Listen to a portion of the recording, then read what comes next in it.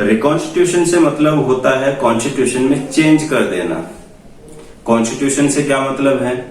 एक गांव है जहां पे कुछ लोग रहते हैं, उनके अपने कुछ रूल्स और रेगुलेशंस हैं। उन रूल्स और रेगुलेशंस में उन्होंने कुछ चेंज कर दिया। अब जो गांव वालों ने रूल्स और रेगुलेशंस बना रखे हैं वही उनके लिए क्या है? कॉन्स्टिट्यूशन, उनका संविधान। अगर उसमें कुछ चेंज कर दिया, कोई अमेंडमेंट उन्होंने कर दिया, तो वो कहलाएगा आपका रिकॉन्स्टिट्यूशन।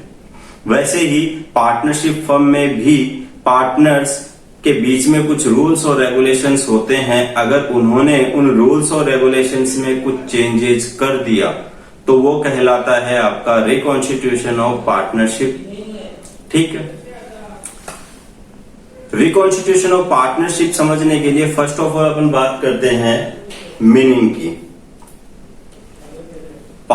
रिकॉन्स्टिट्यूशन का जो मीनिंग है वो बुक में आपको दिया हुआ है, मैंने उनको कुछ पार्ट में तोड़ दिया है। यहां पे देखते हैं 1 to 1।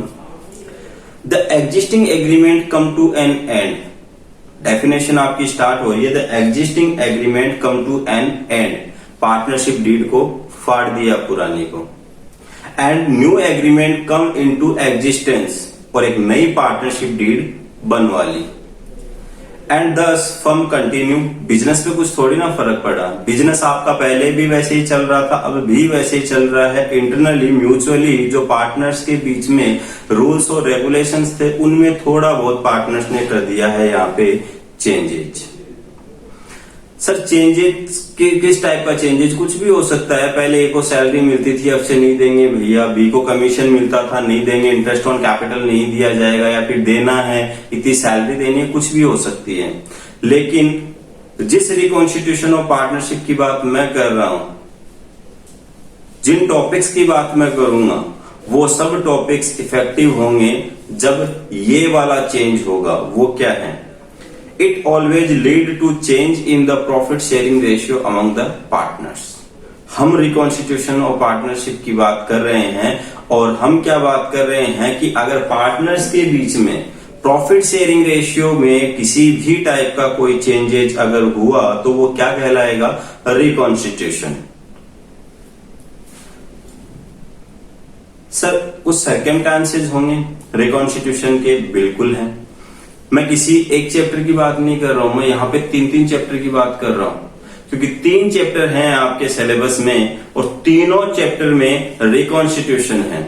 1 to 1 बात करते हैं। सबसे पहला है आपका बिटवीन एग्जिस्टिंग पार्टनर, आपका चेंजेस होता है।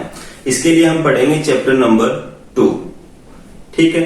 बिटवीन एग्जिस्टिंग पार्टनर, आपके पहले पार्टनर थे ए एंड बी, जो 2:1 में प्रॉफिट को डिस्ट्रीब्यूट करते थे।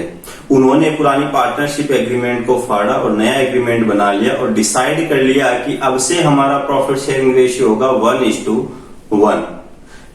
ये आपको देखने को मिलेगा चैप्टर नंबर 2 में। नेक्स्ट हम बात करेंगे चैप्टर नंबर 3 में। वहां पे भी प्रॉफिट शेयरिंग रेशियो का चेंज होगा, लेकिन रीजन होगा एडमिशन ऑफ पार्टनर। क्या होगा?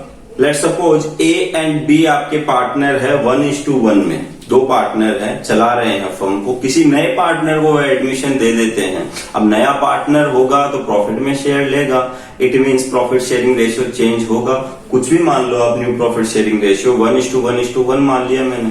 पहले प्रॉफिट के 2 पार्ट होते थे, अब होंगे 3 पार्ट। एक मिलेगा ए को, बाद में मिलेगा एक, लेकिन 3 पार्ट करके। प्रॉफिट शेयरिंग रेशियो में चेंज हुआ, रिकॉन्स्टिट्यूशन हुआ। रीजन क्या था? Admission of partner. नेक्स्ट आप देखोगे chapter number 4, retirement of partner. इसमें क्या होगा? पहले आपके 3 पार्टनर थे A B C. Let suppose 3:2:1 में प्रॉफिट का डिस्ट्रीब्यूशन वो करते थे। इनमें से बी रिटायर हो गया, चला गया फर्म छोड़ के। अब पार्टनर कौन रह गए? A and C. A and सी ने डिसाइड किया कि प्रॉफिट के अब से हम 4 पार्ट करेंगे। 3 पार्ट ए लेगा और 1 पार्ट लेगा सी। तो यहाँ पे भी प्रॉफिट शेयरिंग रेशियो में चेंजेस हुआ कि नहीं हुआ? बिल्कुल हुआ। ये भी आपका रिकॉन्स्टिट्यूशन है। तो चाहे एग्जिस्टिंग पार्टनर्स में चेंजेस हो, चाहे एडमिशन की वजह से चेंजेस हो, चाहे रिटायरमेंट की वजह से चेंजेस हो, there is no issue. Reconstitution है sir. Profit sharing ratio change हुआ है। तो जब जब प्रॉफिट शेयरिंग रेशियो में चेंजेस होगा, वो सिचुएशन आपकी कहलाएगी रिकॉन्स्टिट्यूशन ऑफ पार्टनरशिप। कुछ और भी चेंजेस होगा तो रिकॉन्स्टिट्यूशन कहलाएगी, लेकिन हम बात करेंगे सिर्फ प्रॉफिट शेयरिंग रेशियो में चेंज होने की। टॉपिक्स, कुछ ऐसे टॉपिक्स हैं जो रिकॉन्स्टिट्यूशन के केस में जनरेट होते ही होते हैं। 1 to 1 टॉपिक के बारे में अपन पढ़ेंगे। पहला आपका टॉपिक होगा calculation of new profit sharing ratio. Sir आपने कहा ना प्रॉफिट शेयरिंग रेशियो चेंज हो जाएगा, तो क्वेश्चन बताएगा ना, कई बार क्वेश्चन आपको बोलेगा कि कुछ इन टर्म्स में चेंजेस हुआ है। ए अपने पार्ट का कुछ पार्ट बी को दे देगा, बी और सी म्यूचुअली ऐसे ऐसे कुछ कर लेंगे, ऐसे रिलेशन बना के न्यू प्रॉफिट शेयरिंग रेशियो की कैलकुलेशन आपसे करवा लेगा। आप ही कैलकुलेट करो, ठीक है। पहला टॉपिक हम पढ़ेंगे यहाँ पे न्यू प्रॉफिट शेयरिंग रेशियो। दूसरा टॉपिक हम पढ़ेंगे accounting treatment of accumulated profits, reserve and losses. Sir accumulated profit, reserve and losses क्या होता है? एक्यूमुलेटेड का मतलब होता है इकट्ठा किया हुआ। प्रॉफिट्स, रिजर्व और लॉसेज इकट्ठे किए हुए प्रॉफिट्स भी हो सकते हैं, रिजर्व भी हो सकते हैं। पहले से उन लोगों ने कुछ गुल्लक बना रखे थे, देखेंगे इस टॉपिक को अपन। थर्ड आपका टॉपिक आएगा गुडविल। फोर्थ आपका टॉपिक आएगा रिवैल्यूएशन। फिफ्थ आपका टॉपिक होगा कैपिटल एडजस्टमेंट। ये 5 टॉपिक अगर आपने तैयार कर लिए, 5 कॉन्सेप्ट आपके तैयार हो गए, तो आपका chapter number 2nd, 3rd, 4th भी कंप्लीट हो गए हैं। नेक्स्ट क्लास में अपन 1 to 1 इन टॉपिक्स के बारे में देखते चलेंगे। इट मींस अब जो अपकमिंग क्लासेज होगी वो आपको इन्हीं टॉपिक्स पे मिलेगी। तो फर्स्ट ऑफ ऑल वापस एक हल्का सा रिकॉल ले लेते हैं।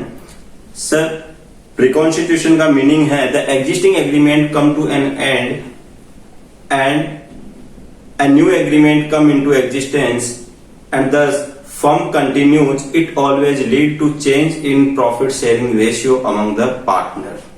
सर्कमस्टेंसेज अपन ने देखे थे, 3 सिचुएशन हो सकती है। एग्जिस्टिंग पार्टनर्स में प्रॉफिट शेयरिंग रेशियो का चेंज हो सकता है, एडमिशन की वजह से हो सकता है और रिटायरमेंट की वजह से हो सकता है।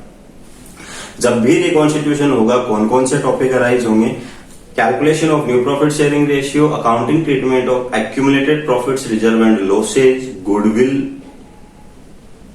Revaluation and capital adjustment. Thank you so much.